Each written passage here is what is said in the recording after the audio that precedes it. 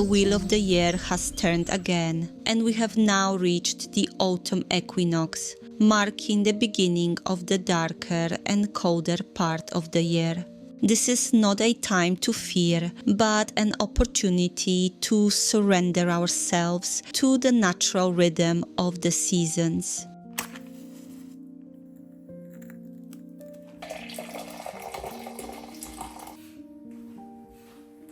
In the coming months, I invite you to embrace slow living, making space for reflection, gentle self-care, and the nurturing of good habits.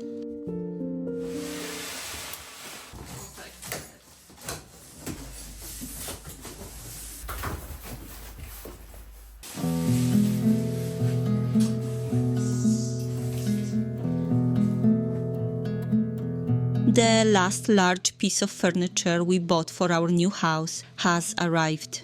As the days are getting colder and shorter, I appreciate more than ever the warmth and coziness of my new home. This leads me to the first good habit worth nurturing this autumn and winter: cultivating gratitude for things already present in our lives. It's especially beneficial to you if you struggle with the dark months, as it will help shift the negative narrative in your head.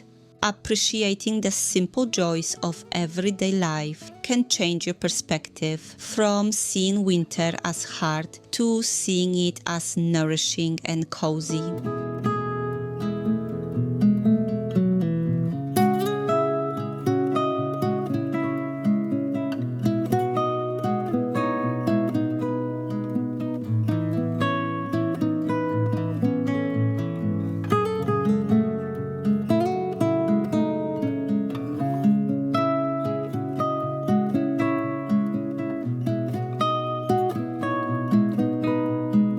There is a good chance you are watching this video on your phone. In the coming months, stay mindful of how much time you spend online, especially on short-form content designed to pull you in for hours. When you are online, choose creators who make you feel uplifted and inspired, and don't hesitate to block anyone who does the opposite. Your mental well-being comes first.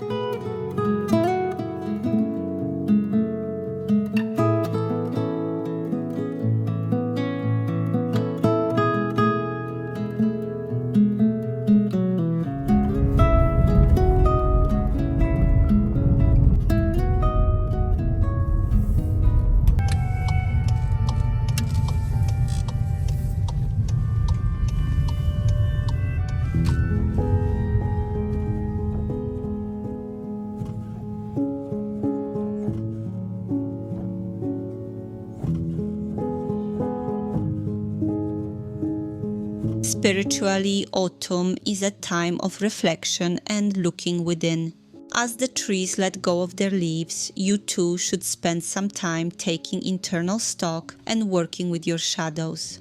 Reflecting on the year so far and letting go of things and people that no longer belong in your life might not be easy, but it's vital for your well-being. There is much more to say on this topic, so I'll link a blog post for those who want to go a little deeper.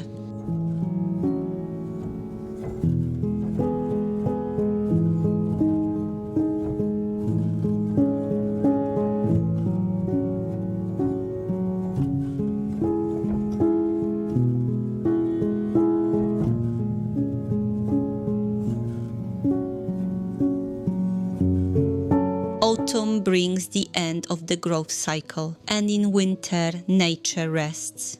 Trees draw water and energy back into their roots, reminding us that the next few months should be a time of stillness. The modern push for constant self-improvement isn't realistic and can harm us in the long term. Remember that every period of growth requires a time of regeneration.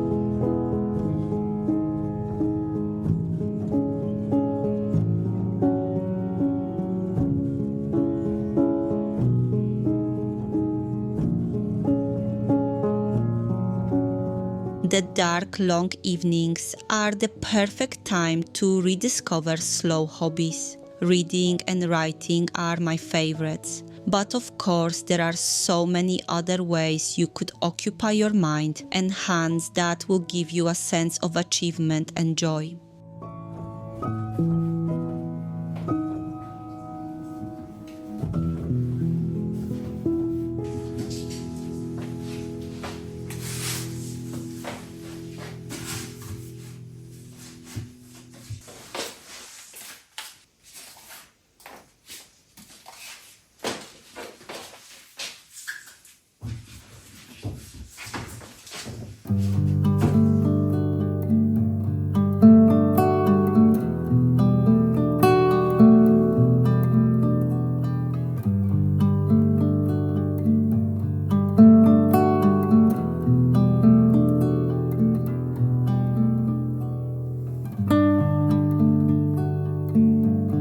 Another good habit worth nurturing in the coming months is prioritizing yourself. You can't pour from an empty cup, and filling yourself up first will make you a better mom and wife. Remember it the next time you feel guilty for resting or spending time on self-care. Prioritizing yourself also means learning to say no to people or events that don't align with you. Don't overstretch yourself for anyone who wouldn't do the same for you. And don't let the fear of missing out guide your choices.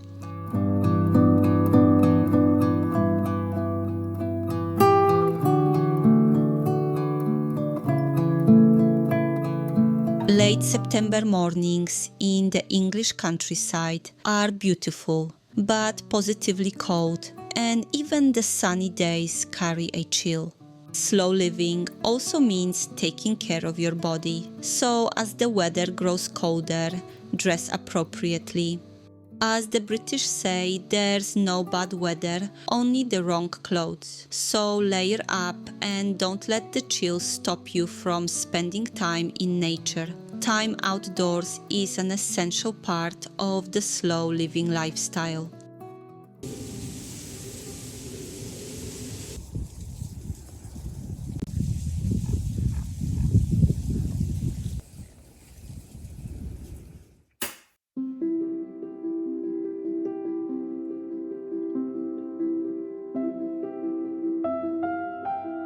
The winter months are especially tempting for becoming a couch potato, speaking from my own experience. Instead, try to move your body in ways that feel good. I choose yoga, but you might also enjoy Pilates or aerobics. Your body will thank you when spring arrives.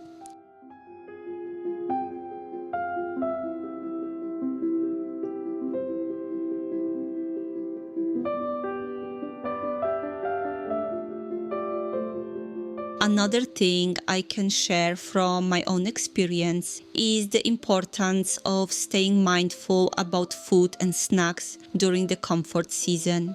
With the fridge and biscuit tins so close at hand, it's all about finding a balance between enjoying life and avoiding overindulgence. As often as you can, choose homemade meals made with seasonal vegetables and warming spices to nourish your body and support your immune system.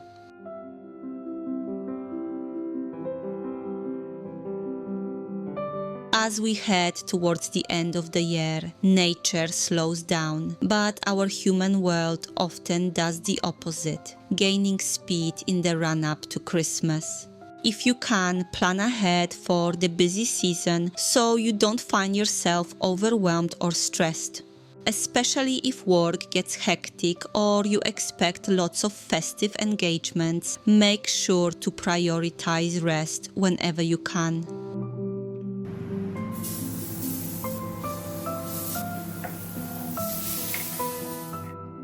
Rather than seeing autumn and winter as something to get through, you can embrace them as a time to recharge and gather strength for the seasons ahead. They remind us that rest is just as important as growth. I've shared all 15 points in my latest blog post if you'd like to read them in full.